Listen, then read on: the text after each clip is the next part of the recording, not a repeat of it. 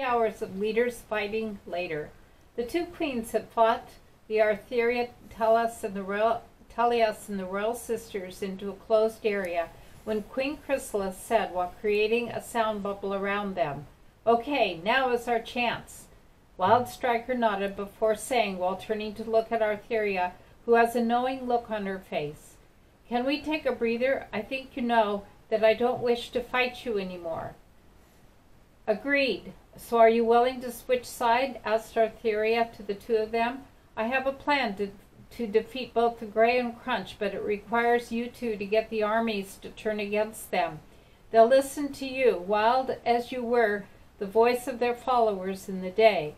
The two queens shared a glance before Wild Striker said with a nod, "We can do that, but only if you agree not to send us wherever you're sending those two in return. Every creature deserves a second chance. Wild, and you deserved better than what I did to you," said Artheria, before they began planning a way to get to all the armies so that the two queens can turn the tides. Teleus was keeping her distance from Queen Chrysalis, but she couldn't help but stare, which won her a sudden telepathic intrusion inside of her head. "It's rude to stare at your queen." Teleus frowned and replied through a new telepathic link, "I'm not some drone under your command." "Yeah, but you could be. Your birth mother was a member of my hive, wasn't she?" asked Queen Chrysalis, which seemed to get her to touch a bunch of anger from her. "I hit a nerve, didn't I? Look, whether you like it or not, we are of the same hive due to your relations to it. You may have not been born into it, but it's still going to be a part of you. I don't want to fight after this, but I want to fix my mistakes I've made on my dreams of conquest. This is a proof that I had chosen the wrong path, so please give me a chance to make this right with you." Teleus let out a groan before answering through a telepathic link. "You gave our species a bad first impression, tried to take over twice, and you want me to give you a chance to make things.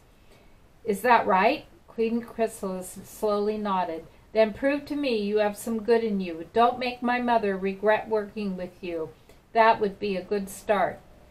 "Okay," came Queen Chrysalis' voice before breaking the telepathic link as they turned to the others. "Okay, so how is this going to work? You'll get the attention of the armies and make a convincing speech to win them over while we keep both King Sombra and Zero busy," said Artheria, before they headed back into the main part of the battlefield. The final hour.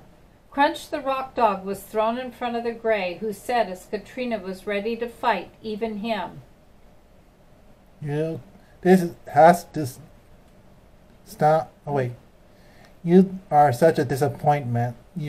What will you realize that you've already finally lost?" "Not yet," came a familiar voice as all of the good forces came over with Queen Chrysalis, who had spoken. Wild Striker stood in front of the enemy forces with Artheria at her side as she said, while pointing with a hoof to the battlefield, "This has to stop. Aren't you all tired of having to fight? This is just a repeat of the mistakes we made last time. Artheria never wanted to banish any of us. She wanted to show the way to the Spirit Triad wasn't right. We have a chance to start anew here, and this isn't the way to go." There was a bunch of murmurs before all the Spirit Triad's army suddenly turned to face both the Gray and Crunch the Rock Dog with angry glares at them as the Earth Elemental Mutt said, "Uh-oh. You think this changes anything? I can always make new toys to crush you all," said the Gray while putting on his golden crown, his relic which was now boosting his half-gone power. "I'll fix you all in the new world, one where you all are the way I should have designed you in the first place, as dark as a black hole." "I thought that might be the case. It's time for you two to leave for good," said Artheria, before turning to Discard. "Change the opening of the portal to a dead dimension." "With pleasure," said Discord, who changed the opening of the portal to a water and sand dimension. "Sister, with me," said Princess Celestia before she and Princess Luna began to send magic blasts at the gray to knock him through the portal.